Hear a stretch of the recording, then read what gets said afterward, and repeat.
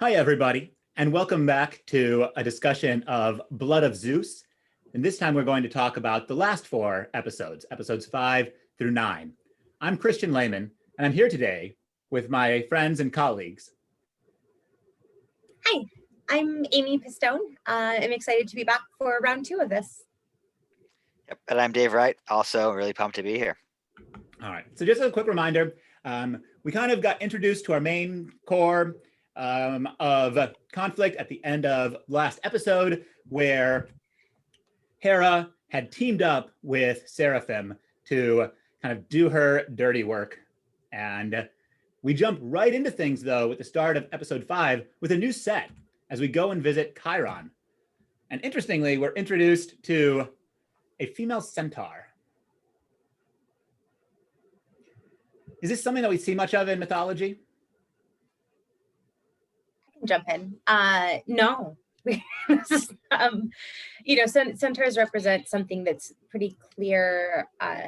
It's kind of this half animal, half human, and it's usually this very kind of negative threat to civilization. Oftentimes, lack of impulse control. They get drunk. We know they assault women. They go to there's the battle of the centaurs and the Lapiths. We don't see kind of a society of centaurs, and here we really have this like a proper society of centaurs, which is something that we just really don't see much at all in Greek. Yeah, and I'm also struck by the fact that they work with technology. So it goes a one step past that idea of them being part of the animalistic or the undeveloped, because here they have kind of the most advanced system with this pulley elevator that we get thrown right into. So subverting that trope of centaurs as uncivilized. Yeah. I think I think a lot about Cyclops as well. I mean, a lot of our monsters are on the fringes of stuff as being like in Greek literature in general, as these sort of like, maybe it's good, maybe it's bad, but they're at this kind of earlier stage of development, living this, maybe the pastoral life, but a lot of times they kind of represent a less technological, less developed, less kind of built up society, with the pros and cons that come with that. And so, but I think, it's really interesting here that we see centaurs who are at a more advanced technologically than I think any of the other societies that we've seen so far. I'm really struck with what you said about centaurs representing this kind of fringe, and along with Cyclopes, because here the centaurs are in control of who cross their borders a little bit, because they have this pulley system. So, and it's gonna, the episode or the season is going to end with the assault on Olympus, which can't control its borders as they attack a mountain. So it's kind of a nice way that these episodes will bookend. Also, this has me thinking about sort of the rehabilitation of the monster, where you can see this in sort of the classical world, where like Polyphemus is this monster in the Odyssey, but then he kind of like Amy was saying, like they kind of go into the pastoral world. He becomes a sort of like the shepherd who's in love, and there's this sort of like greater pattern of eventually, I guess we want to see them as more human, maybe. I also think this happens like with the Minotaur too, where like he's so scary, in the original myths, and then there's that Borges novel, or that Borges short story, where you get sort of like the perspective of everything from the Minotaur. So I wonder if that's happening here too, of like showing that the centaurs, they have a lot of the same wants and fears as humans do. Yeah, and we see them wrestling with human decisions in what comes next, because we have the great betrayal. So Alexia has shown up here to have the cuneiform on the edge of her map translated. And it turns out that Seraphim was there one step in advance. And so I'm going to go through a few slides here, and it's going to become very clear. And then we're going to talk a little bit about why we're making these references. So Chiron says, I didn't have a choice. They arrived just before you did. This, of course, being a very strong memory of Lando. I had no choice. They arrived right before you did. So we have the direct quotation from the betrayal there in Cloud City of Lando of his former friends. So what are some of your thoughts about why we're making this really, really strong and blatant quotation of Star Wars in Blood of Zeus? So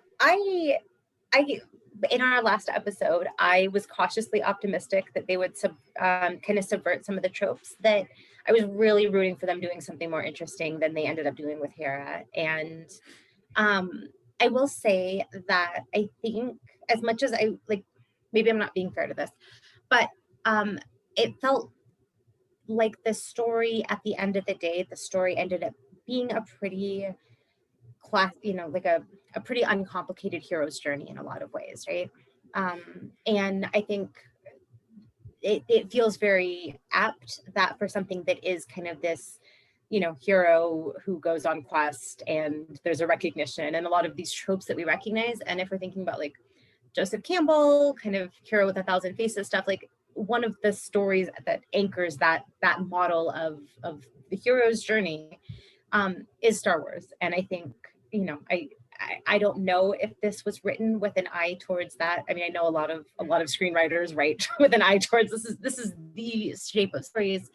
And I feel like in a lot of ways, this does end up falling into a pretty, I don't want to say uninteresting, but it's not that innovative in terms of the story. Like, I would have loved to see more of a redemptive arc for some of these characters, and the fact that it ends up falling into a lot of the tropes that we might expect, I think feels about right for something that might be thinking of itself in terms of a kind of Star Wars-ish story.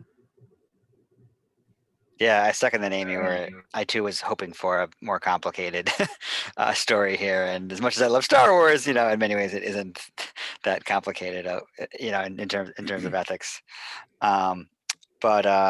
Yeah, this sort of makes me think of this just, I guess, like, it's funny, like I grew up like loving Star Wars, and in many ways that was sort of like the mythos for me, even before I got into Greek mythology. And I guess it makes you think just bigger questions too about like how, like, wow, like Star Wars is a part of like world mythology now, and it's kind of interesting how this blends that. And I think we'll talk about this later in this video too, which is like how much they bring Greek mythology to this almost sort of sci-fi world, because we're going to see automatons, and I'll say a supercomputer. I don't know, we'll see what everyone thinks about that, but yeah, I do think it's kind of very conscious about that, of how it's sort of this new mythos in this almost sci-fi world.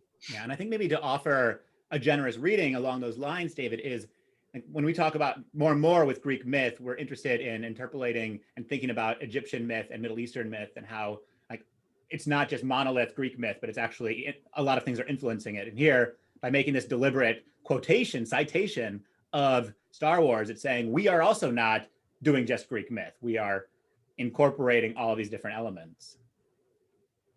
Yeah.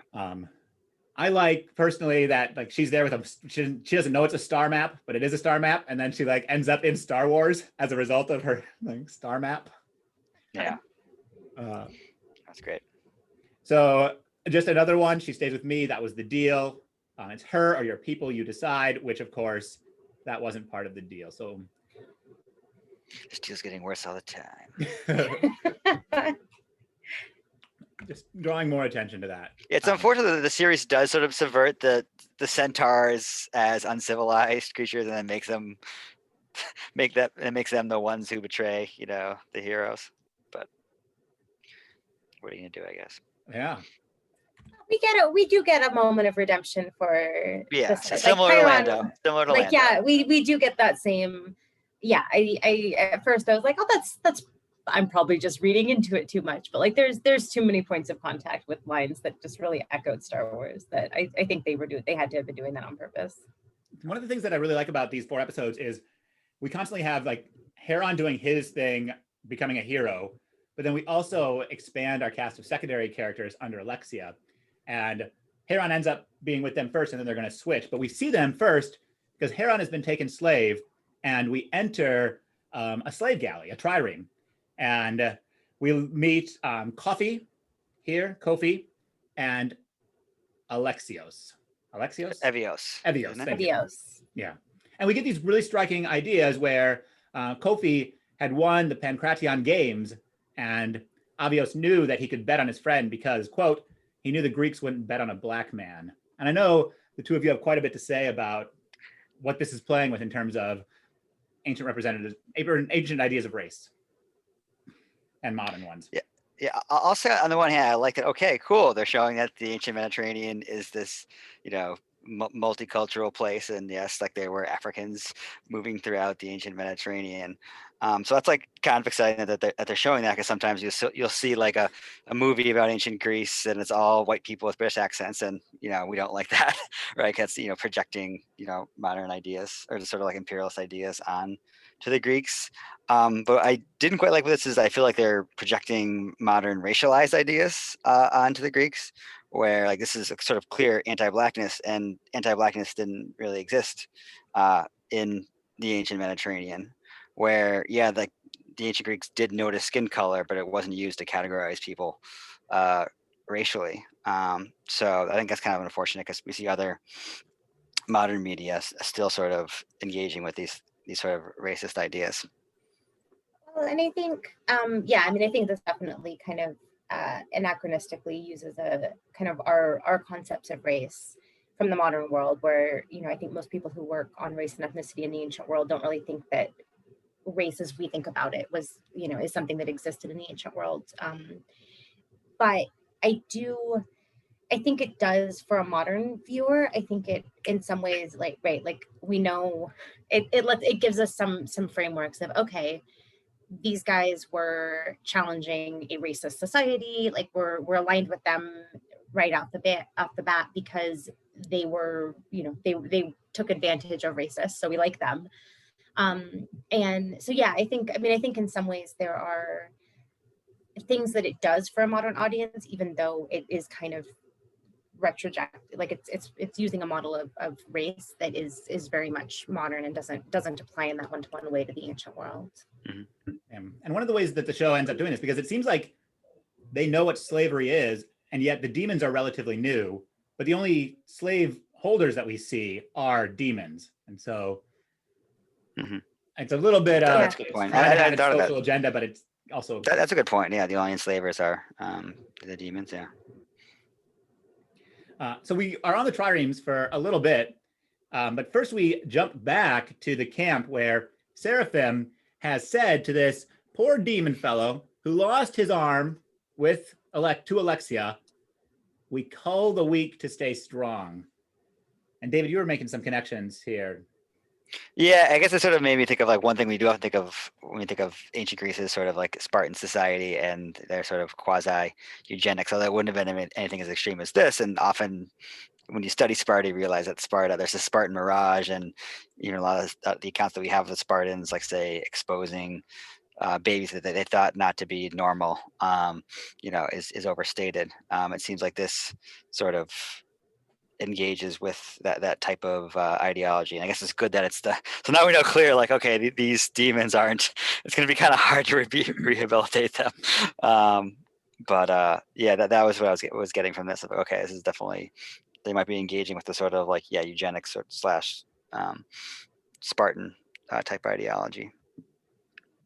Yeah, I really like what you're saying there about, we do a lot of work here to say we are not going to rehabilitate these demons and Seraphim later as well. Whereas in the first 4 episodes, we were so optimistic about what it might end up doing. Well, and at the end of episode 4, like we have this clear, like, he wasn't always like this, and he's brothers. Like, I don't know. I was a little bit disappointed in what they ended up doing with his character.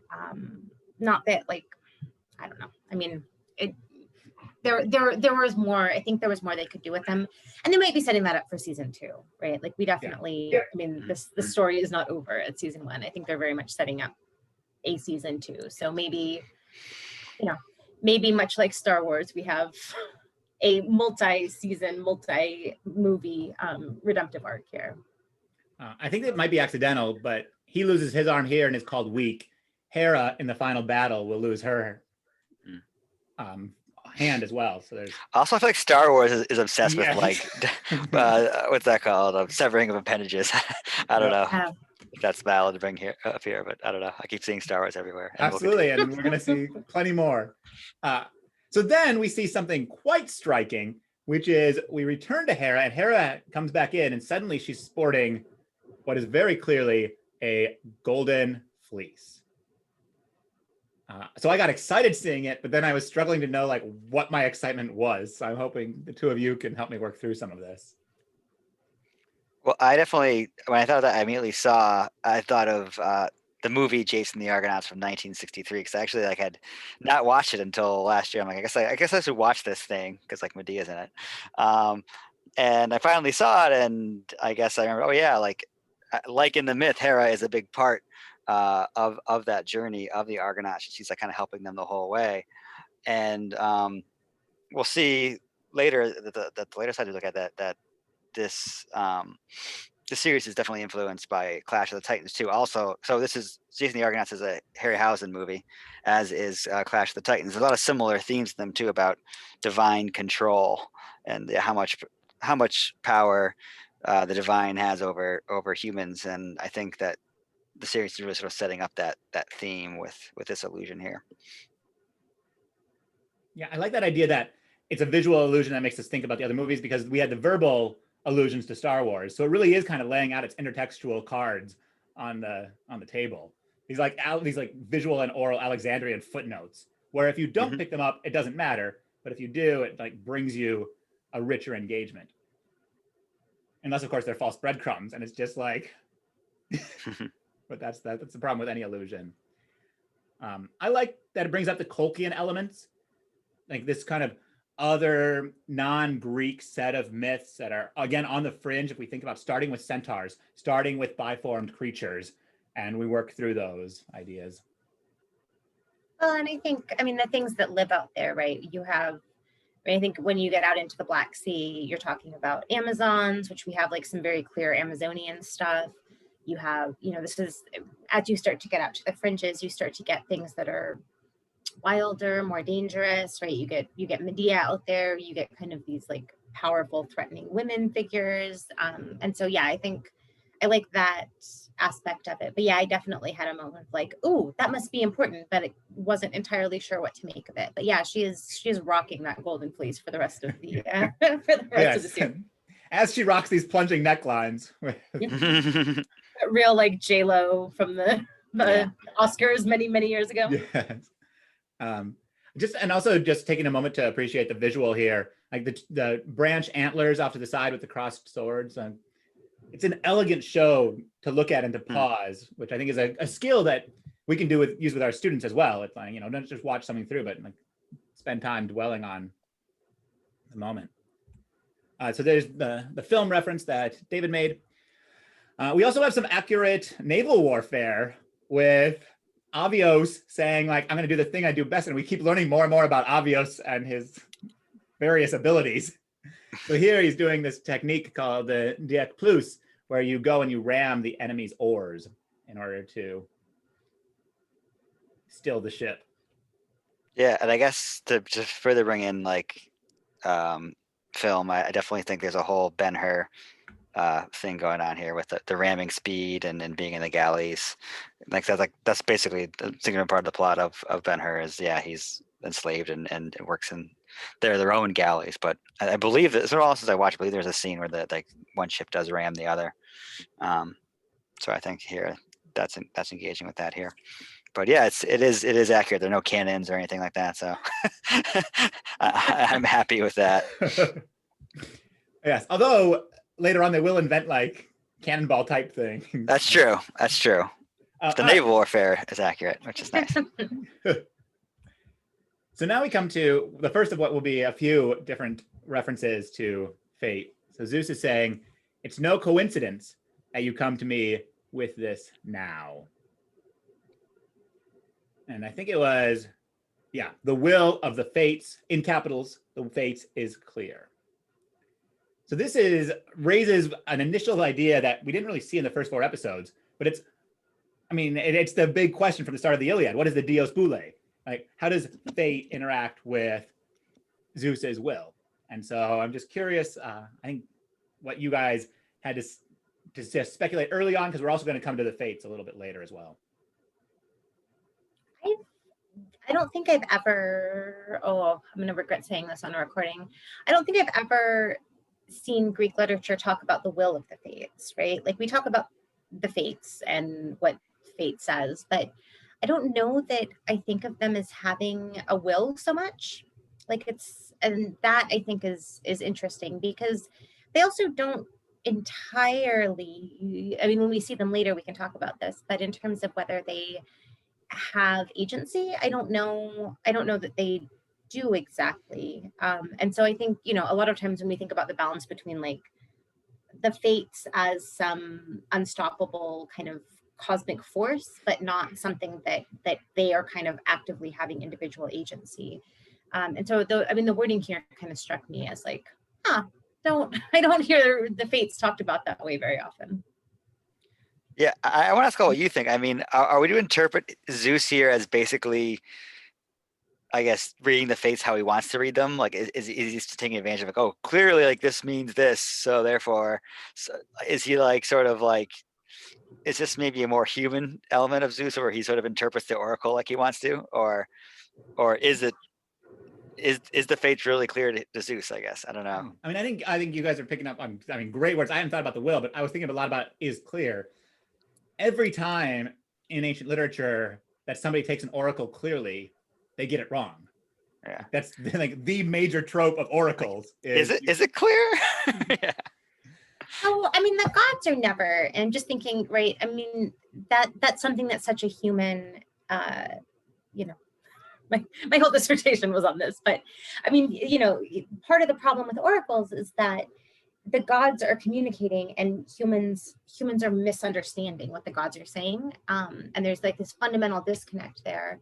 Whereas I think in terms of like the will of the fates being clear, are we supposed to imagine Zeus as someone who's doing this imperfect, or his own preconceptions are clouding his ability to interpret what they're saying? Or is, I mean, we it's just not something that we ever see, like gods not knowing how to interpret oracles in any, I mean, I don't know of any extant Greek literature where gods get confused about oracles. And so, oracles and prophecy are always the way that the gods talk to people, not not a way that like the universe writ large communicates to the gods. And so, yeah, I don't know if we're supposed to think of Zeus as being fallible in this sense, or if he does kind of have some big, like he can see it all and has this whole plan. I wonder if it's a side effect of having lived among humans so long in disguise, right? Because later on he's going to say, oh, like I'm more interested in what's happening on Earth. He wants to pass on power to Earth people. And so I wonder, like, right, if it's this kind of system where the longer you spend away from Olympus, you lose some kind of precedence. I mean, I was surprised by, just not surprised, but I guess I was struck by the fact that like after he does this, all the gods looking like, oh my God, like Zeus just did that. So like that led to me think of like, oh, like, is this really the will of the fates, or is Zeus just doing what he wants and saying it's the will of the fates? But yeah, and it sets it up nicely for when we actually do encounter the fates later on. So the other thing that happens, we're in the midst of this battle right now, and Zeus is cheating, first of all, because Seraphim is supposed to be fighting with Hera, and Zeus is like, Hera is not good enough. And so he just like intervenes and he smashes these boats with his bolts. And we get this quite astonishing shot before the wave washes over everybody and drenches them. But the image here, right, of this bowl is quite striking.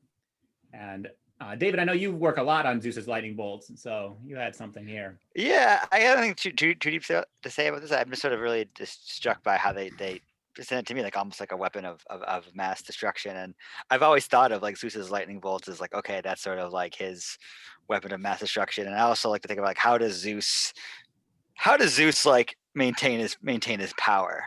And like if you can go back to how did he first gain this power, and like you look at the theogony of like, well, he kind of does it through negotiating with the older generations in some way, and he has like some of this help from people like Gaia, or figures like Gaia. But a lot of it is violence, and it seems like this lightning bolt is like sort of like his main go-to weapon to sort of get things done.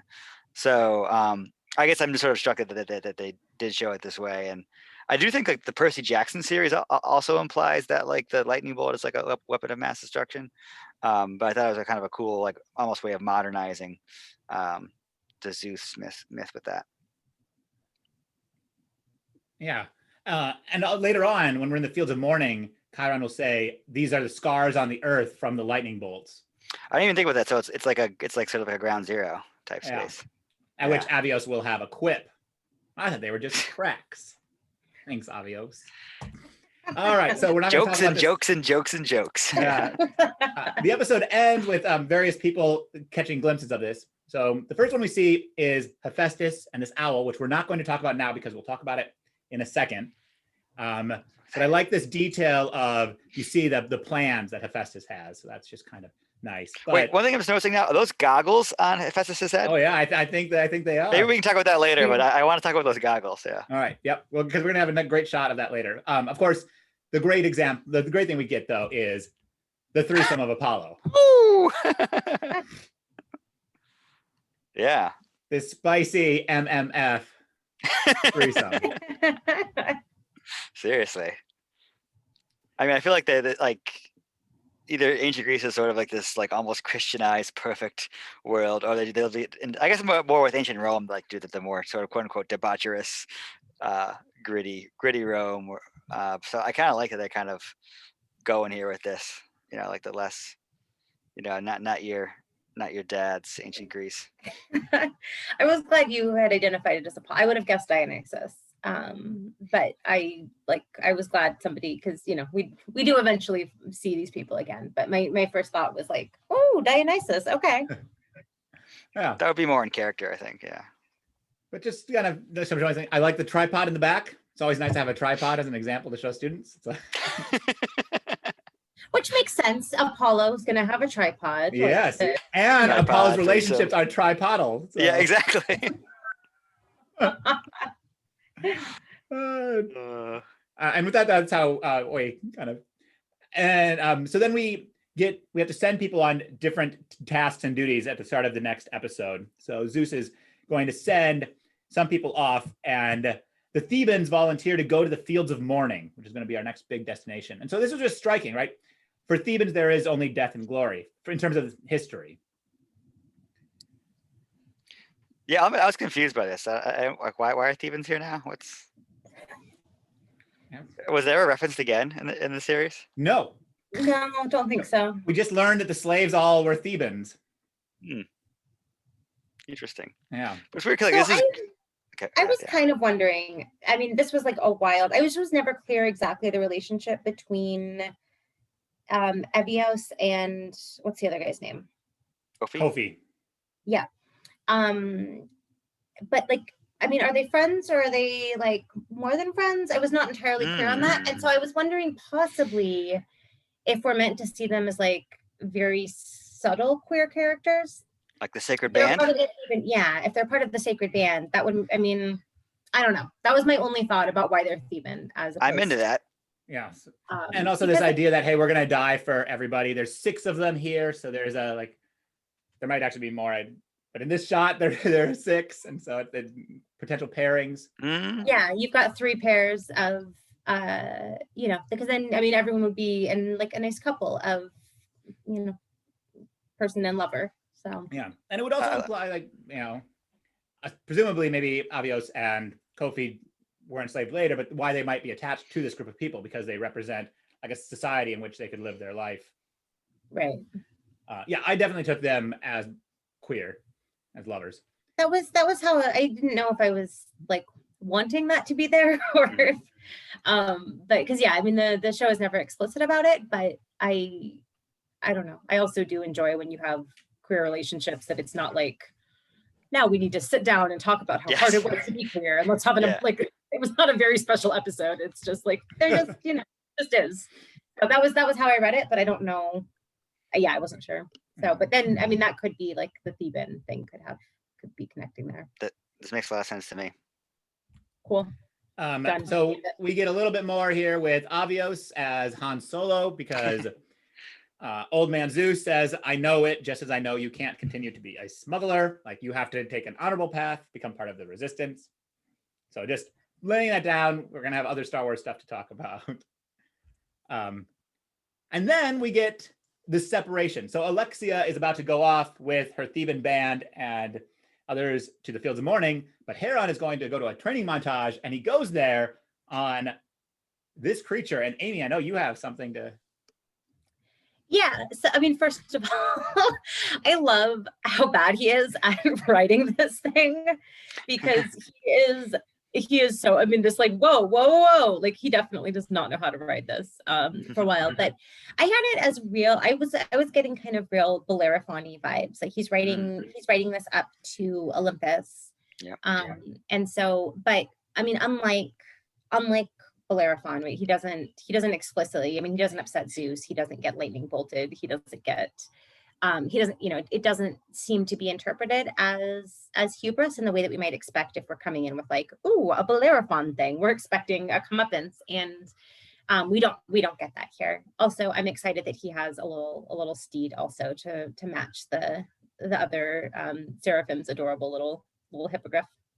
I'm just thinking this will contrast the giants and Seraphim's assault on Olympus later, where he's like sort of like legally or like justly ascending to Olympus, unlike Bellerophon, but later the giants will unjustly mount an attack on Olympus. And yet, like in a way, like Heron's non-assault on Olympus will create the great schism as well, because everybody's going to debate like, Zeus, you can't bring him here. You can't do that. Like, so it's also more effective assault on Olympus than Bellerophon is going to be. True.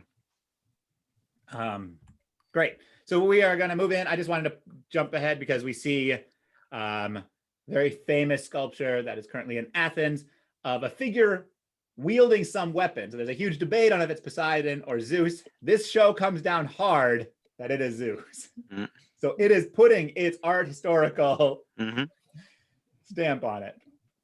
But we get this confrontation where we have kind of a wall of the gods as Heron comes up. And I just wanted to show us here that just the array of the gods all being on one side, because they're going to start separating.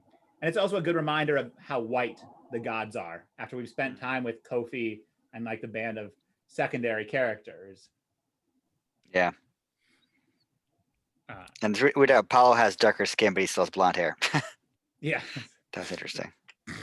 And so this is where we really start seeing Hera's characterization not go in a new direction. So she charges Zeus. How dare you bring the bastard to Olympus? And it's a little hard to see currently on the video, but Dionysus over here is rocking an emoji look. Which somebody else pointed out to me. And then we get the slut shaming. You should have thought of that before you slept with that whore. And this to me was really the moment where it's like, all right, they're not going to do something more interesting with Hera. Well, and I mean, and this comes up later that Apollo like bonds with Heron over both being bastards, but like, it's a bold move to criticize bastards of Zeus on Olympus when like half the gods here are bastards of Zeus. Like, yes. Speaking of Dionysus, like, you know, there's, I mean, we have plenty of other major and minor divinities who are also bastards of Zeus. And so, you know, somehow this doesn't seem to alienate any of the other Olympians over this, but I feel like that is a questionable strategy. Agreed. To which Zeus tries to be the good husband and says, I will never stray again. Can you forgive me? That makes sense. That's definitely in keeping with everything we know about Zeus. Yeah. But really turning it into kind of a domestic squabble and making us, I think, question like, wait, and this is that the patriarchy, like, is Hera the unreasonable one here? Rather than like, no, Zeus is the person that went and had sex with somebody under false pretenses because he was disguised as her husband. I did not question if I at no point was like, oh, Zeus makes some good points. Okay, good. Maybe some of us have been a little more brainwashed by the patriarchy than others. I snorted out loud when I saw him. Oh, baby, I'm so sorry. Can you forgive me? Like, get out of here, Zeus. I have a never trusting Zeus policy. Yeah. So then we had a two-person exchange between Poseidon and Zeus, where Zeus says only a fool would trust Hera, and Poseidon says only a fool would anger her. Which I feel like we see calling back to earlier we were talking, like Hera is legitimately powerful here, whereas I think sometimes in some parts of Greek mythology, like she's only scary to mortals, right? She can punish mortals and she can punish mortal women, but we don't, like, gods aren't afraid of her. And here, I mean, we have a legitimately powerful Hera who is going to be very much like the match for any, for Zeus, for anybody. And so I think, we were looking back to this idea that Hera is at least a formidable opponent to Zeus, even if we're not doing anything like innovative with gender and her character here or whatever, but she is powerful. Yeah, I think that's really well said, because even when we were looking in last episode at this idea that Hera says, I was the goddess of the skies, and Zeus is like, you were, I now am. Like, he seems to not respect her. And this is what Poseidon is trying to remind him of. It's like, we're not in the realm of like trust and distrust, of like fidelity and infidelity. We're in the realm of power, of anger, right? And this idea of anger being so rooted, like from the start of the Iliad, like this, like only a fool would raise the maiden of Hera. Yeah. Which will be all destructive. All right, here we go. Let's talk about, sadly, Hephaestus does not have his goggles on here. I'm sorry, David, but he did have goggles earlier. So I'll say steampunk, steampunk vibes, which makes sense because he makes automatons. So yeah, and he has this owl, which is a citation of Clash of the Titans. Yep, 1981. Okay, Clash of the so yes. Here you can see very clearly the eye, the structure, and everything. Here we have the fellow. So David, take it away. Yeah, so I feel like this is further evidence of the series sort of broadcasting that, hey, we're following the footsteps of this sort of Harryhausen universe. So yeah, we had Jason the Argonauts, 1963. Then here we have Clash of the Titans, 1981, and they're both films that involved animation. But this is actually all animation, where the other ones had claymation and other types of animation. Or stop motion, I should say, in them. And also, I think it's this idea of a more sort of public classics, where like I think those in some ways, I kind of got away from a lot of the more traditional sword and sandal films. Sword and sandal films were afraid to show the gods, but here they're sort of like saying, okay, yeah, we're bringing the gods back into it.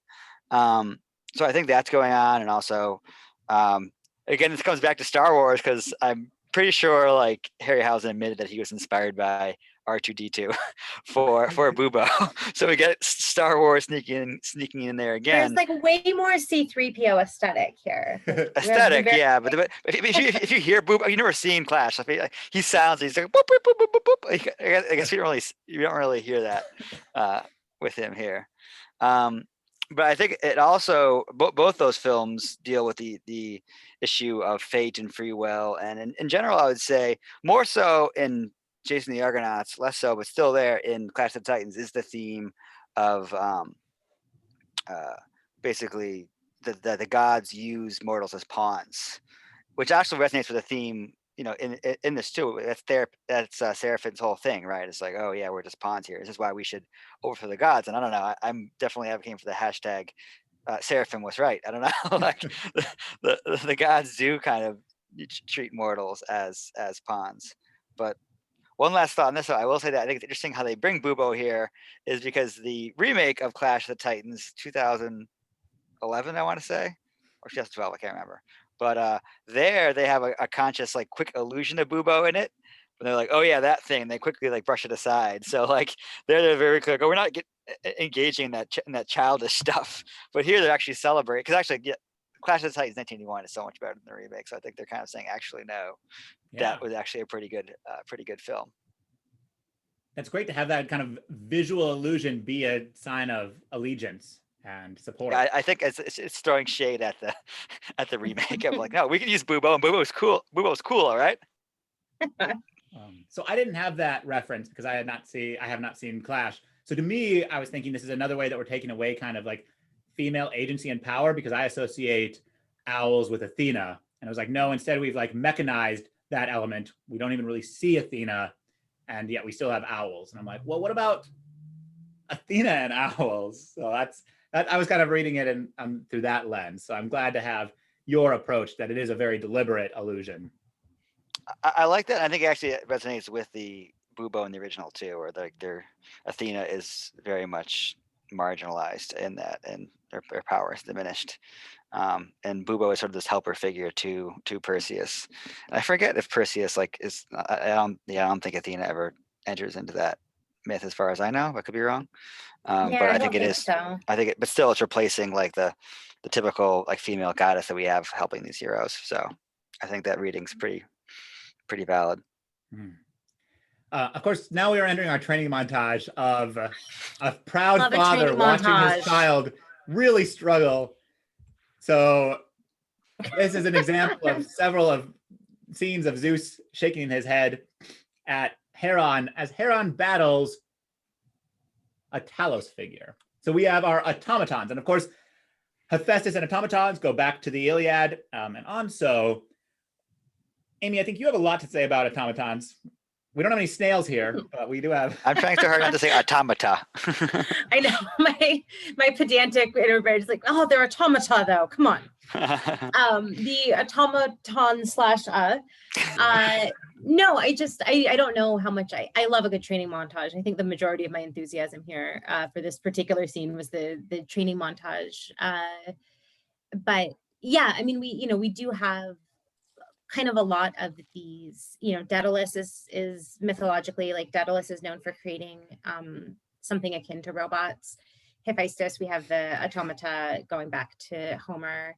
And yeah, I think, ranging from there to much more like actual real life kind of mechanized gadgets. So more like the centaur kind of technology. But no, I mean, I really love this as kind of the training dummy thing. And I thought it was very effective as a, normally we're thinking like sword and sandals films, right? We do like a, two gladiators training against each other. And this, I mean, Heron just gets his butt kicked up and down the stadium. Like he is just getting absolutely beat up on by this robot.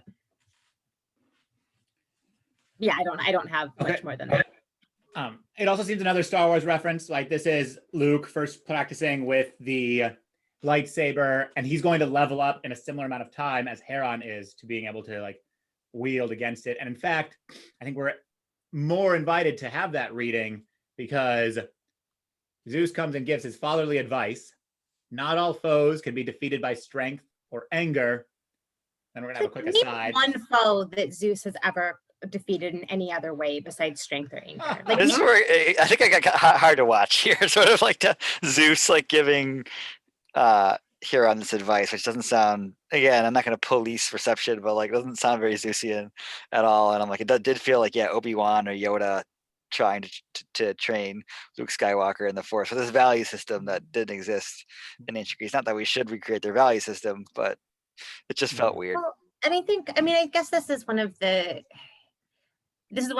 big beefs with when I kind of rolled my eyes a little bit at the hero's journey, like the Star Wars hero's journey model that we've come up with, because it's fine as a story goes. But it's only one type of story. And I think we've started to act like this story is, and it's not all Joseph Campbell's fault, but he bears some of the blame. But a lot of these people, prop and a lot of these like folklorists and things, this idea that like stories are all at their base the same. Like there is the universal story, and it flattens out a lot of the other interesting variations you can have on a story when you think that every story needs to have like, these 8 different elements or, however many elements you split the story up into. But I think, this is, yeah, we're going to have like, we have the father son, like I felt like it started to really fall into some tropes. Whereas like one of the things that I think is so interesting about a lot of Greek, like, I mean, I tend to very much be in like the Greeks and the irrational kind of camp of like, these stories actually are so different from the stories that we, by and large, have told for a lot of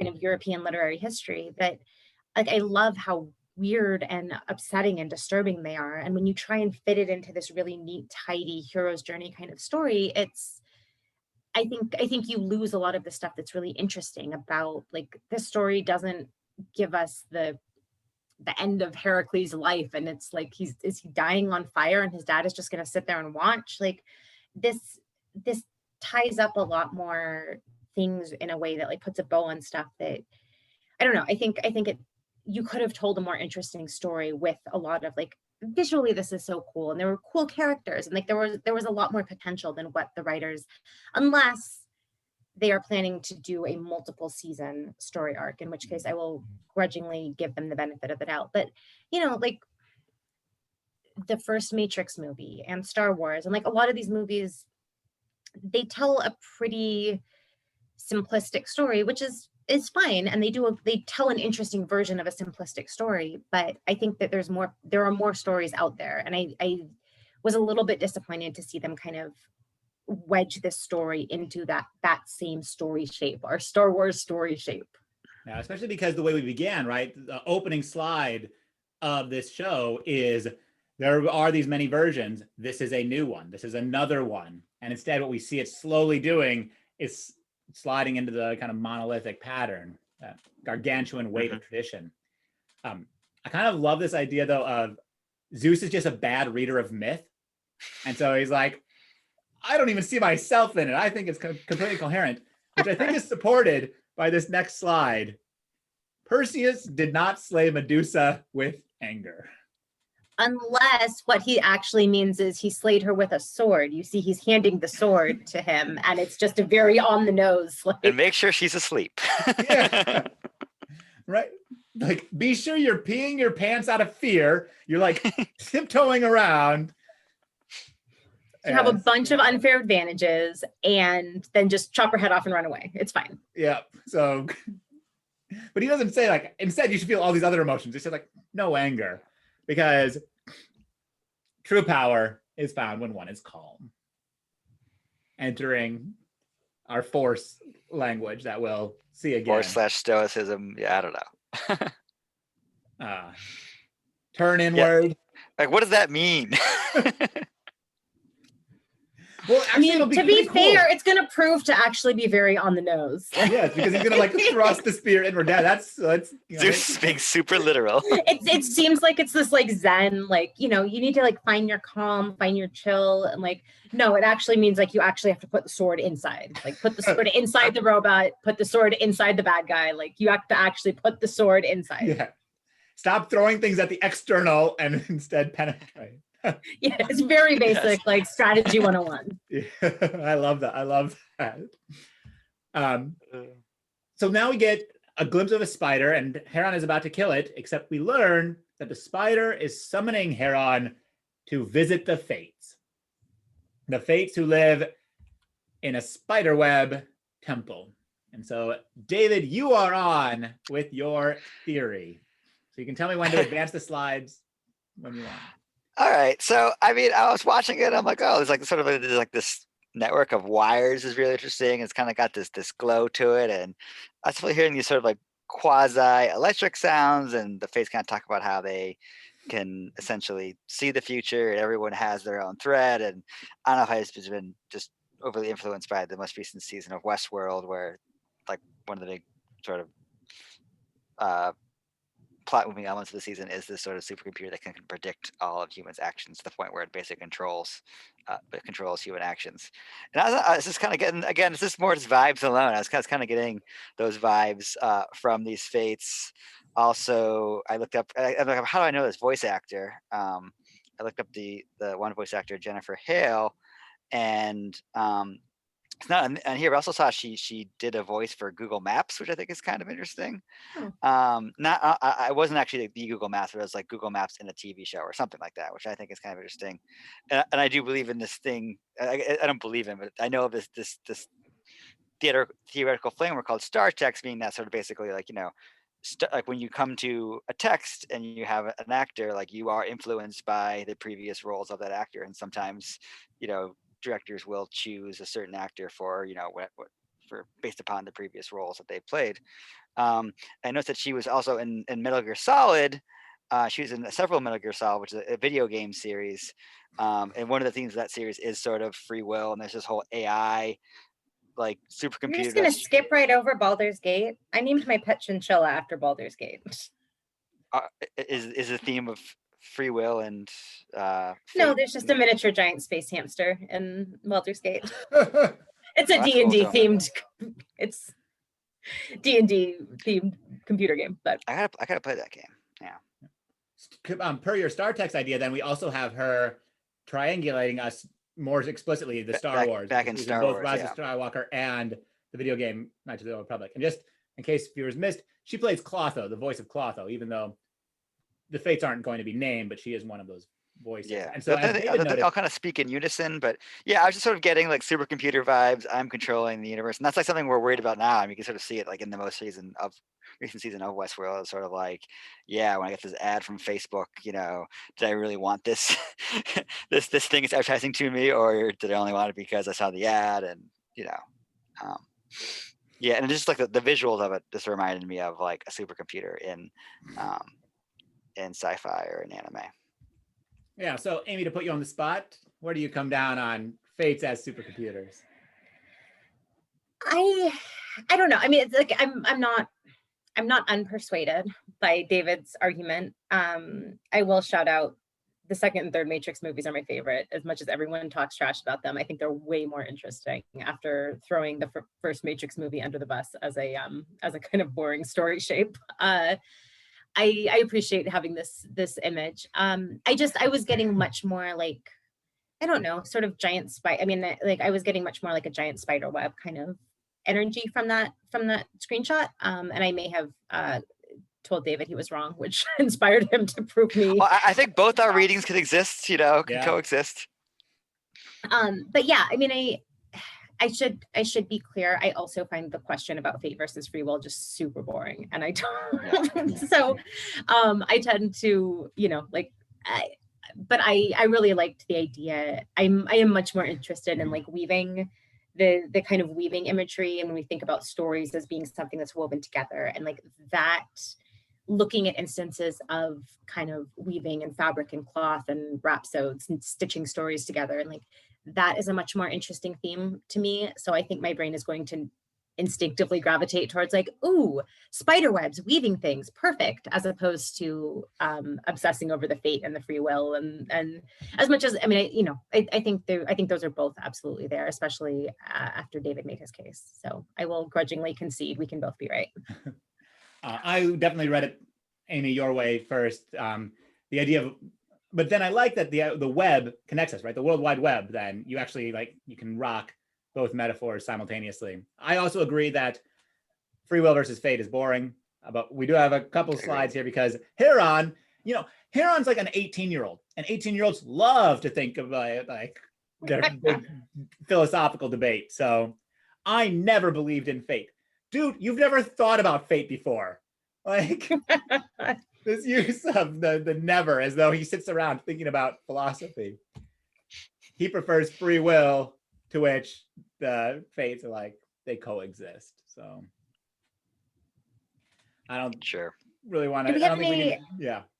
Oh, I was just gonna say, I do love the and I should have mentioned this so we could have a picture of it, but so they explain, I do actually kind of love metaphors that people use to explain why fate versus free will isn't an interesting question. Like on a meta level, I do like I don't know, like Slaughterhouse-5 and like the Tralfamadorians talking about how fate and free will, like I actually love the metaphors that people use to explain why fate versus free will isn't a tension.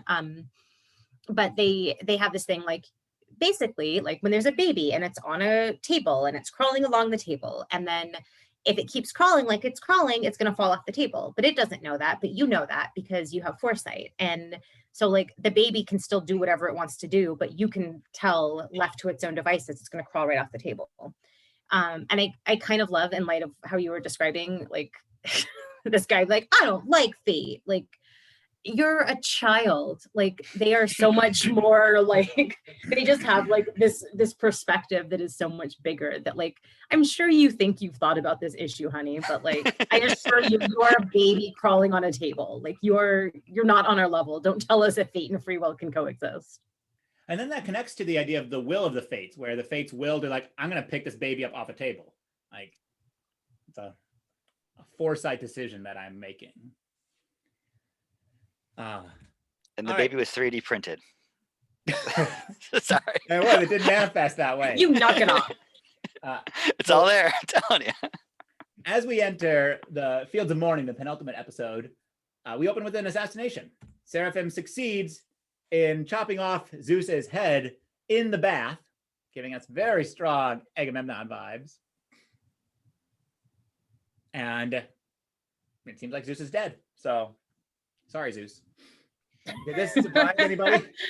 What an amazing, I mean, it was like this has to be either a dream or like this, I mean, Yeah. wouldn't that be great though if like just in the, like an episode from the end, like Zeus just like he had plans, there was a whole thing that was gonna happen, and then just like, oh, well, cool.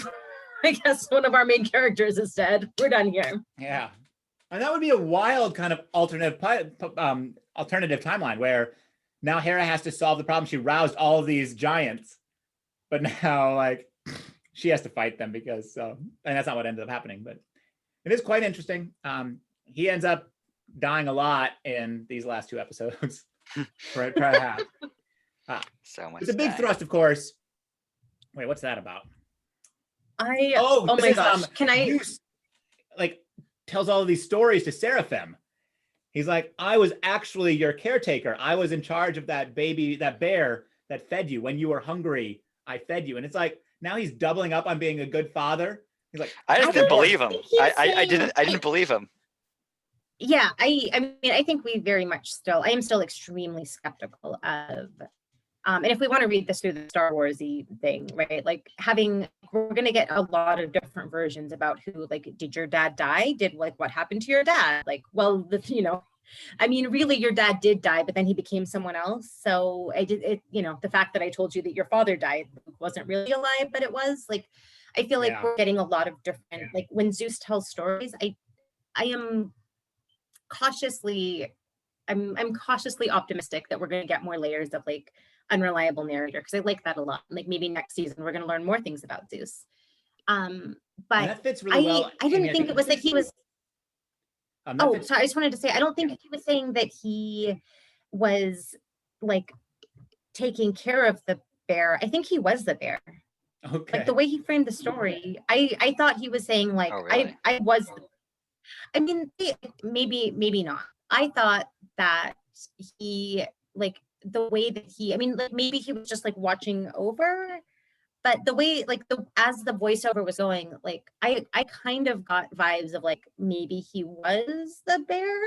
And I loved the idea of Zeus as a mama bear. Like that is such a weird, unexpected juxtaposition that like I would have to rewatch because no one else picked up that vibe other than I did apparently. But I think I was just kind of in shock. I'm like, is this really happening? What? Yeah, I thought, I don't know. I just kind of love the idea of Zeus. Because like he does, I mean, right, he does appear to like he can appear as Artemis. So we like a kind of gender swapping and shape shifting. Like we have these stories there in our kind of myth repertoire that we're thinking of. And so like the idea of him being bear-ish, being a mother bear, and like, I don't know, I just liked that a lot. And it might be totally unfounded, but I am trying to believe it. Your idea of Zeus as the unreliable narrator fits with what we were talking about last week with his version of the Gigantomachy, where it's like he's like all powerful in it and doesn't really credit the other people for what they did. So I think that's really strong evidence that he's just kind of making this up. And much like he said about coincidence, he's like, I can say if things are fate, and I can also take control of this other narrative. So, but now the major thrust, right? We go to the Fields of Mourning, where Chiron tells us this is where the gods fought them, the giants. Let me see. And the big instruction is, and above all, don't turn around. So as you're going through the fields, there's going to be all these apparitions, these Aedala that appear, and they're going to tempt you to either turn around, to turn toward them, to fight them, or to run. And just what were some of your thoughts about this representation of this like liminal space between where the giant's temple is going to be and where we start? I like it. Yeah, I'm loving. I didn't think about it until just our discussion earlier. Is that this is sort of ground zero of the Gigantomachy, and sort of like it's all laid waste because of it. And yeah, I mean, I love catabases, and clearly like, okay, we get another one right here where we, you know, it's sort of this land of the dead. It's misty. It's called the land of mourning, and it's full of Adola. So yeah, that was kind of cool how they, again, for like the penultimate episode, we have this other descent. And I think it's these kind of instructions that don't turn around is very Orpheus and Eurydice, Yep. Lot's wife. But then also, you know, calling it the fields of mourning, like there are the fields of mourning. It's where Dido is. It's where your like the female mythic figures that died of love, like hang out in the fields of mourning in the underworld in book 6 of the Aeneid. So it's like bona fides that you then adjust. And I think that's really where the show does a really strong job, where it's like, hey, there's this territory, but I can say something else about this territory. I love the pediment of the giant temple. I didn't even notice that, but yeah, same. That's super snaky. I love it. It's super snaky. And it's also the figures that we see later arise. We have our scorpion figure, our little rhinoceros figure, like, yeah, I think that's cool. Echidna. So just this very careful, like, it's like the alternative version of Pergamon, if like the Pergamon temple didn't represent the giants being defeated, but instead it's like, yeah, I love that. And it's guarded by what I thought was a satyr, but it makes way more sense because they keep saying we're going to this labyrinth, even though the inside is not labyrinthine, but he has a tail, he has hooves, and then he breathes out of both nostrils. So it does seem to be, this is a minotaur. Yeah, I think it's interesting. So this is their take on the minotaur, right? And like I was like, if we're going to the labyrinth, we're going to expect a minotaur. And I guess I kind of like what they do with it, where they set up this scene. Okay, we're gonna have this like epic fight with this monster, and then Hera come and just like boop, just kills him with the arrow so fast. Yeah. And I thought I grabbed that slide, but I guess I didn't. Yeah. And if it were a minotaur, maybe this is a way it's subverting. It doesn't put the ring through his nose. Like if that ring had been through his nose immediately, it would be like, okay. That's minotaur iconography that I'm used to seeing in a modern representation. Right. So meanwhile, while this confrontation is happening, Hera, our friend, so these are a little bit out of order, so that's on me. I organized the slides. But Hera has learned that his friends are in danger, and he says to his dad, if I don't go, they'll die. And Zeus says, you're not ready. So really strong. More empire. Yoda too. Yeah. And also it's like how many different figures is like Hera, do they get to play? So also I've been realizing that Cloud City is a catabasis in Empire Strikes Back. I should have, I guess, put that together, but I think this I'm positive I've heard you make that argument. Have I said that before? Okay. Cloud City. I'm positive I've heard you argue that Cloud City is a catabasis. I thought I said the Cloud City was like the clouds of their stuff. But anyway, never mind. You've probably said all of these things. I've said everything's a catabasis, but also I'm noticing the cypress trees of mourning, in the background, which is cool. And they drop leaves, so they both like grow and die spontaneously in a striking way. So if I don't go, they'll die. Again, like really kind of emphasizing, I think this is important, Heron's youth, and just how much he's going to be leveling up here, because in a little bit he's going to be holding his own with everybody. So then they penetrate the inside and they discover that the giant has been removed because Seraphim moved the giant remains. This is that whole, it's a trap, because they like turn around and they're surrounded. That's a trap. And yes, Admiral Akbar is talking. We get the epiphany of like brotherhood. He says he's not going to be a pawn. Oh, it is out of order. So there's the Minotaur with his goofball death. He's got a scythe, which is interesting. So I guess it's very underworldy. Yeah. All right. And then kind of another Star Wars moment here with Seraphim and his brother. Join me or you'll leave me no choice. So at this point, are the Star Wars references just exhausting? Yeah. yeah, it was not for something that like wasn't there in the first 4 episodes, I don't think, I mean, unless we just missed them. The second half of this is so heavy with Star Wars that, yeah, I think though if we're speaking of the extended George Lucas universe here, with the how the Minotaur dies. One of you had pointed out similarities to Indiana Jones as well there. So Yeah, I thought that's actually like an Alexandrian type situation where you have this build up this situation and then it's just sort of like anticlimax. Yeah, and just shoot him in the head. Yeah, boom. But yeah, I feel the intertexts are, which also, if we're being honest, is very Alexandrian thing as well, of like an exhausting number of intertexts. Like, we get it. That's another line from the movie that you were talking about. Everybody gets it. Oh my goodness. Yeah, I think so. I think, Amy, that's an awesome point. It's like, if you were an ancient person reading Lycophron, you would made him notice them. Whereas like we need a commentary because we don't have all these things. But like an ancient reader would be like, yes, I know you're citing this thing. Like you do it all the time. So it's like, we should take our annoyance with this Star Wars recognition and be like, that must be what it was like to read like an ancient intertextual text. It's just like banging you over the head. Yep. I will say, just as while we're on I don't know, this feels relevant. When I was younger, when we were talking about like an 18-year-old who's like just considered that maybe fate and free will are a thing or whatever, that like when I was high school, college, I was obsessed with The Wasteland, and like I want to get like every single reference in this like super intertextual work, like T.S. Eliot's Wasteland, and just like I'm gonna like know what everything is, and I'm gonna get all the references myself, and I'm gonna read all the things they're referencing. And now I'm just like, no, I don't care. Like, stop it. This poem is pretentious and I hate it. And like, I think there is something to be said for considering an idea for the first time that like, oh, this is so cool. Like it's referencing that and it's referencing that. And there's all these Easter eggs. And I don't know, maybe we're just like old and cynical. Like, oh, I get it. No more Star Wars references.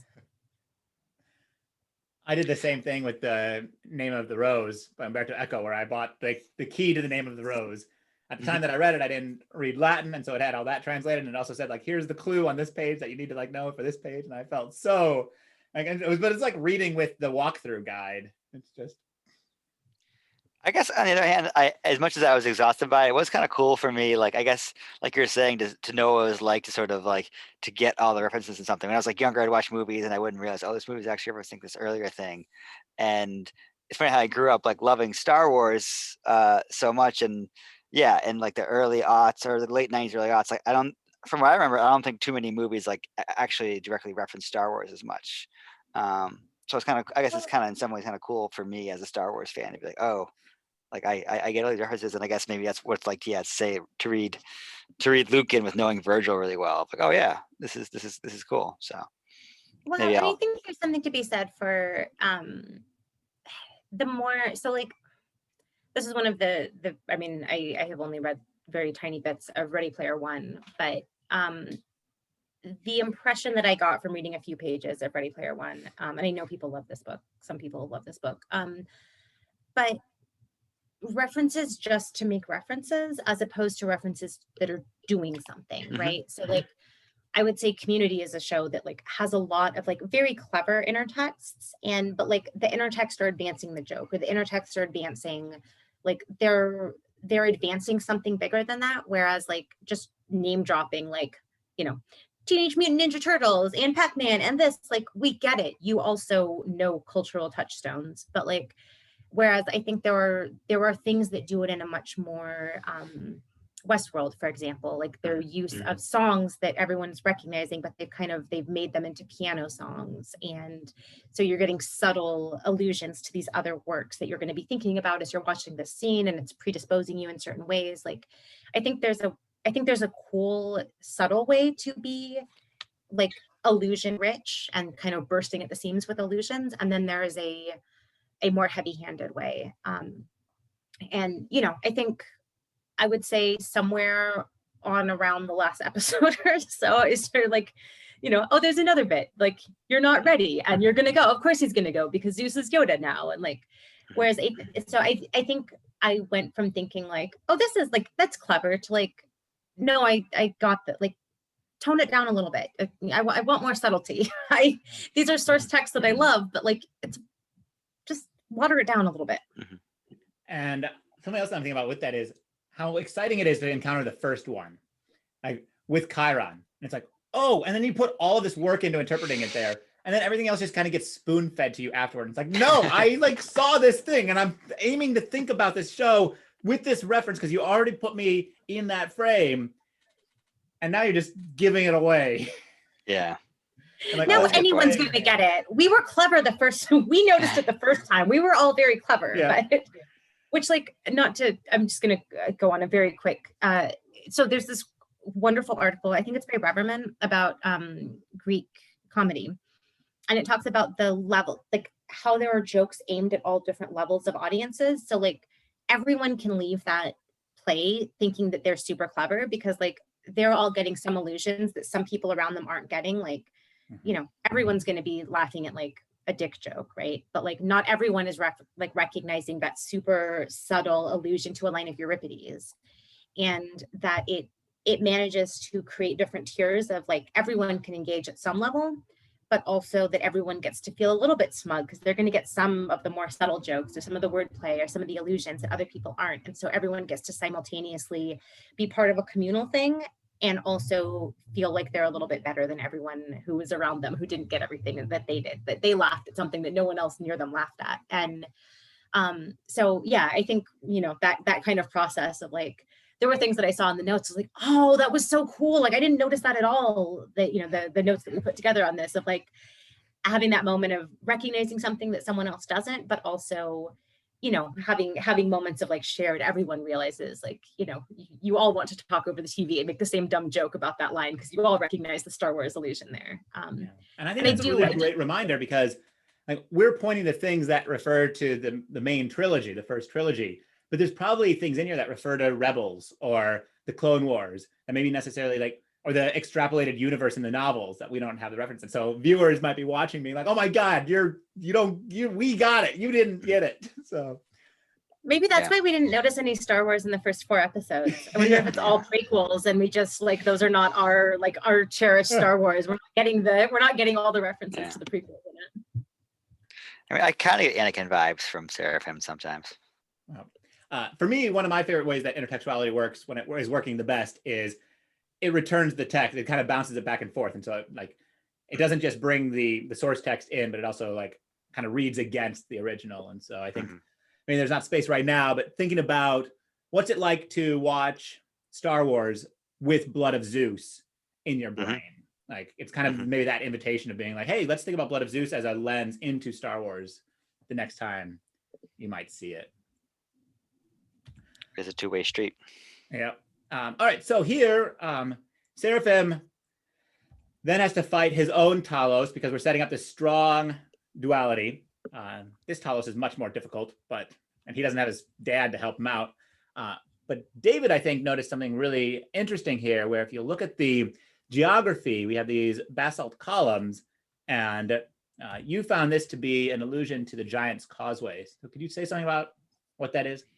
Yeah, it's nothing too major, but yeah, in Northern Ireland, there are these basalt columns on the shore, and there's these naturally forming geological pieces here. And I believe the legend goes that Finn McCool, the Irish giant, built a road from Ireland to Scotland, and this is sort of the remains of it. So I thought that's kind of cool, like almost like a cross-cultural. We have like giants from Greek mythology, and then also bringing in this allusion to Irish mythology as well, which that was cool. I love it. I don't have anything to add to that. So thank you for bringing that in. Then at the end, so here, what he's been doing, what Seraphim's doing is getting this cauldron. And so it activates, and the giants emerge at the end of episode 8 in the same way that we saw them emerge at the beginning of episode 1, a really nice, like kind of partial ring structure before we cut, and then we start the big battle book for Olympus. So this is the side of Hera. And the reason I want to point this out, this is a really, it's just cropped so that you can see, because I had to take 2 different shots. But I want you to look at the number of women that we have here on Hera's side. So 1, 2, 3, 4, 5, 6. The reason I want to point this out is because here is Zeus's side, where 1, 2, 3. And this to me really sums up one of the inherent misogyny that I find in this show, which is it seems to be really establishing like patriarchy versus Hera's attempts to create a different system. And I'm just curious, I know we've talked about this a little bit, but if you have anything to say about that moment.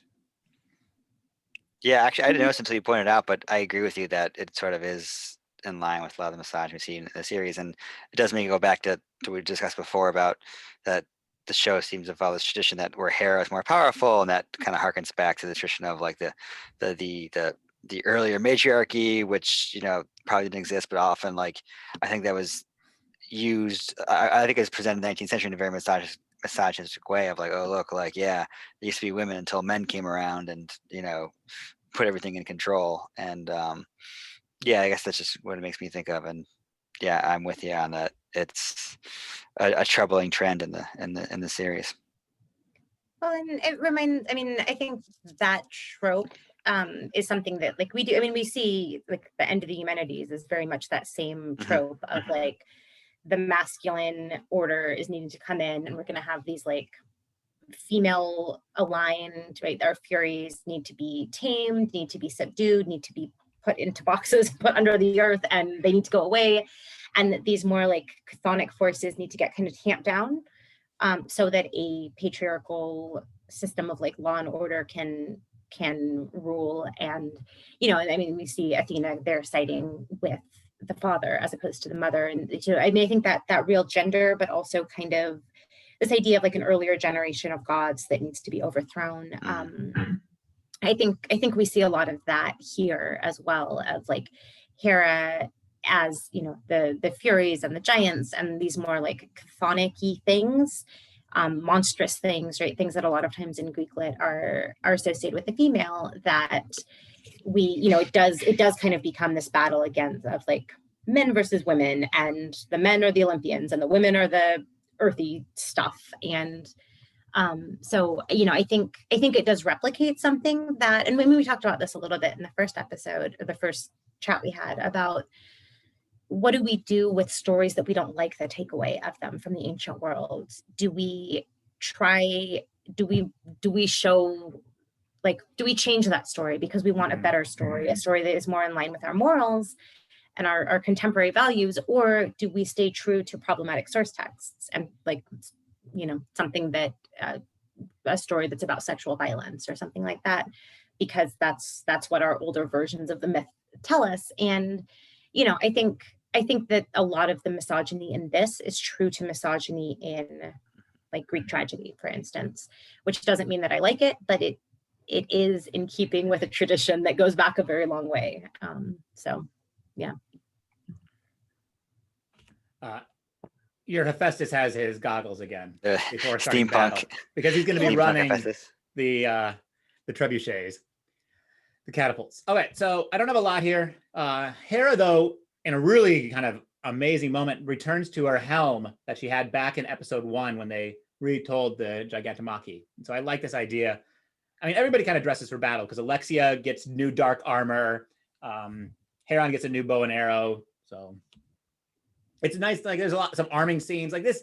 I mean, this essentially is big battle book. So there's not as much to talk about without isolating it and really digging into each of the different duels that happen, which is a different approach than what we're taking.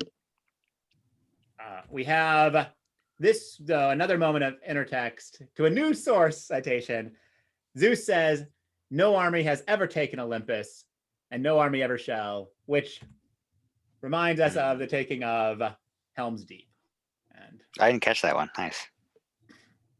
Okay, oh, cool. That's I mean, I guess it's further engaging with this whole like good versus evil source texts. Yeah, good versus and, evil like, drawing in like inspiration. the orcs, and I wonder if maybe it can help us rethink like like the treatment of the orcs and especially the racialized treatment of the orcs in Tolkien versus the demons. So at least they're not they don't seem to be in Blood of Zeus replicating anti-Semitic and like racist stereotypes with their demons. They are just creating a blank villain. And I do think, just if we're thinking about intertext with Tolkien, I think I maybe sent you guys a message in all caps about this, but real like keeping Hera distracted, like their plot basically hinges on keeping Hera distracted, and kind of keeping like the focus of the eye. Well, we're going to throw the wimpiest members of this fight, the humans, are going to get thrown in, and they kind of have to sneak in past. So I mean, I think just the general strategy of this battle is very similar to in Lord of the Rings as well. So I didn't notice the Helm's Deep intertext here, but I think in the battle itself, like the battle strategy seems very like we need to keep Sauron's attention here, so they're not going to see the hobbits. That's great. I love that. Yeah, and thinking then about our humans as the Hobbit equivalent is. Which is so much how, I mean, right, like even though there are humans in Middle Earth, like the clear avatar for humans is meant to be hobbits. And like even though we do have the humans, like we associate ourselves more with the hobbits. We're like the scrappy little guys who are doing their best. So then we get this battle mentality that kind of makes me ill, where Zeus says, this is how you show the world who you really are. Like only in battle, by being a warrior, like can you be a person, right? Like, so it's a militaristic, patriarchal structure of like masculinity that I'm deeply uncomfortable with, but it's what the show is presenting us with. And it's pretty true to a lot of our source texts, right? Like, I mean, going off and having violent, heroic conquests is how boys become men. You go out and you fight someone, and that's how you become a man. So it's like Hector to Astyanax or Achilles to Neoptolemus, is my son greater than I?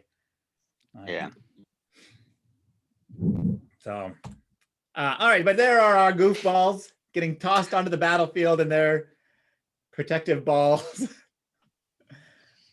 This again, so this is like Endor. You have our humans that are down needing to do their like little thing, and then or the hobbits, which I really love. I hadn't thought about that at all.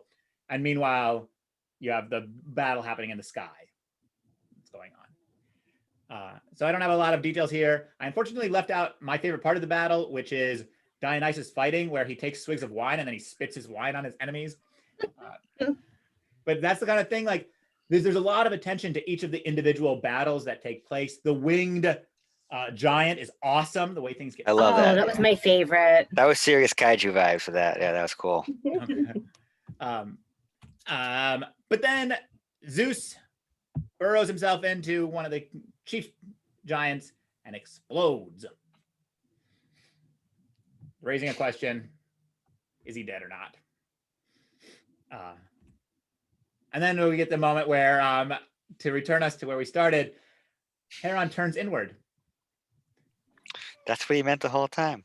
Yeah, it had nothing to do with focusing and letting his anger flow through him. It was actually just put the trident right through, or the bident right through your chest. Yeah, using his new divine strength, which I love that. And we end with Seraphim dead and a glimpse of a new helm. So I was thinking back to what we were talking about with like the trident with, and in the first episode, how you had like the 3 lines off of the trident, etc. But here we have a new helm. Who is this figure? We're in Tartarus. Hades emerges, and the last word Hades says to Seraphim is kneel. And then Seraphim howls, and that's where we end. So what were your thoughts about this concluding moment? We have yet another descent and yet another catabasis. Hades is finally revealed. We've been looking for him all this time because his weapon, the bident, has been Seraphim's weapon. There was also the line earlier where like, oh, Hera has fled to Hades. And then wasn't there a line like, oh, is he conspiring against you? And it's like, no, Hades is neutral. And I'm like, I don't know. I don't like how this is setting up. And then, of course, yes, Hades. Like this is part of some grander plan and he's the real bad guy, because it's just so easy to equate Hades with the devil. Well, and this, I still like, for a story that has so much attention to detail in some level, right? Like you get Dionysus fighting with wine and the pediments, and I want there to be something more interesting than just like, oh, he's the devil and he's bad. But I think to Seraphim's, like, Seraphim wasn't wrong. Like, we didn't talk about, like, Hera essentially becomes Zeus. Zeus dies. We have another cycle of succession, just like ish. I mean, we don't know, but he kind of maybe takes on Zeus power, and now he's the Zeus, and we continue this cycle of overthrow and generational stuff. And at the end of the day, like, we haven't done anything about the fact that the gods are, like, humans are pawns of the gods. Like, that hasn't been resolved. And so I don't know. I am hoping for, or if we do some, like, maybe we'll head in some cool Gnostic direction about, like, it seems like Hades is evil, but really he's trying to free humanity from the tyranny of the gods. Because I think we end right with, I mean, we have that line from, like, where Hera was telling him to kneel, and he's the pawn of another god. Like, he died and he's still not free from this. And so, but, like, there were all these moments where it looked like maybe Seraphim was going to regret, like, he was going to team up with his brother, and I mean, I guess the good guys win, but Seraphim wasn't wrong about any of these points. And at the end of the day, like, Heron just keeps perpetuating the system where the gods are just a hot mess and still can use mortals as pawns. And so, I don't know. I want them to do something more, I don't know, subversive or something with that story, because at the end of the day, it's kind of exactly where one would have guessed that a story would go. If you have a hero who needs to be recognized as a hero, and then he becomes a hero, and then the good guys win. So I would like, especially right now, our taste is so in line with, like, giving the rich inner life of monsters, of, like, quote unquote monsters, right? Of our demons and this and that, where, like, our taste is very much running to the, what is it like to be Medusa? What it's like to be the Minotaur? What is it like to be Maleficent, right? And so, like, I would like them to do something for a show that had so many really great things. I was a little bit disappointed in the plot trajectory, but they're clearly setting up for another season here. I mean, you don't end on this note if you're not hoping to get a second season. David, do you have any concluding thoughts and remarks? Yeah, mine are pretty similar to Amy's. Like, I really thought when Zeus said in episode 1, like, oh, if he's, I forget exactly or something like, oh, if he's going to, if humankind will inherit the earth or something like that, which made me think of, okay, clearly, like, Zeus is ready to destroy the system of gods, controlling everything and messing things up. And I was surprised where I got the impression that essentially Hera was becoming a new Zeus, and I'm like, okay, this doesn't really solve anything. And like what Amy said, like, hashtag Seraphim was right. like humans are just pawns in this divine scheme. And then, is there really a happy path forward for humankind with that? If we want to think about, as you insisted we had to when I said it wasn't a supercomputer with the fates. Yes, bring it back to supercomputer. If we want to think about the Matrix as an intertext here, right? Yes. This idea that having an exceptional hero who wins and just keeps the cycle going, right, is very Matrixy. Like, that at the end, like the end of the second Matrix movie, where, like, you find out that Neo is one of, this movie's too old for there to be spoilers, even though he's one of, like, many, there have been many ones, and they are a mechanism of a seeming overthrow, a seeming revolution that ends up just perpetuating the status quo for another cycle or whatever. And that is kind of what happens at the end of the day. Like, we have this hero, and then there's all of this stuff, and then eventually we end up right back where we started, and there's going to be another cycle of this. So I don't know, I'm cautiously optimistic. I'm hoping in the second season that it will become more complicated. I mean, I think we kind of picked up some things of, like, I still don't I don't always trust Zeus as a narrator. and maybe the show will expand on that. And yeah, I mean, clearly, like, it does seem like the demons were beyond redemption with their sort of eugenics, might makes right sort of society, but I don't know. I would like to think they could. I'm still struck by the one line when in an early episode where Seraphim says, "You call us demons." I'm like, yes, there's got okay. Clearly, maybe you're not really demons. People just call you that, right? It's an exonym. But I don't know. Maybe I'm being too hopeful, but I think that would be interesting if they did that.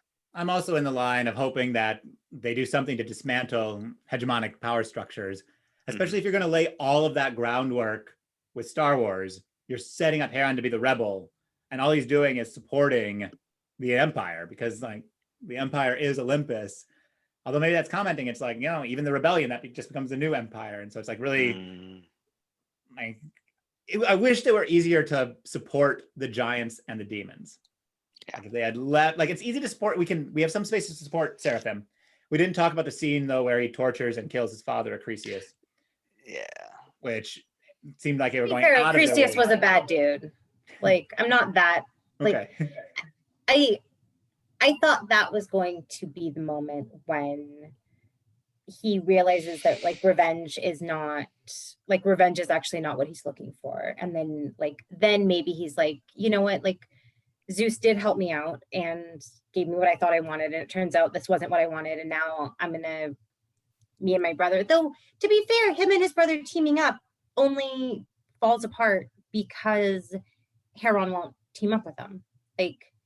Yeah. Seraphim offers him, can we team up and overthrow the gods? And he's like, I'm gonna pass. So I don't know. I feel like there were these glimpses of a much more subversive reading of things. There were these places that offered us the opportunity to read it more critically, or more come find a more interesting approach. And then, but yeah, it seemed to kind of foreclose every time it would hint at, maybe you call us demons, but we're not really demons. Maybe let's go there. And then it kind of seemed to close those doors as soon as it kind of gave us a peek of ooh, what about that? Yeah. Very nicely said. Well, both David and Amy, I want to thank you for spending time with me last week and this week to talk about the first 9 episodes of the first season of Netflix's show, Blood of Zeus. And we'll be back with a follow-up episode looking with special guests at specific moments and themes and ideas in the show. So we hope you join us again a week from now.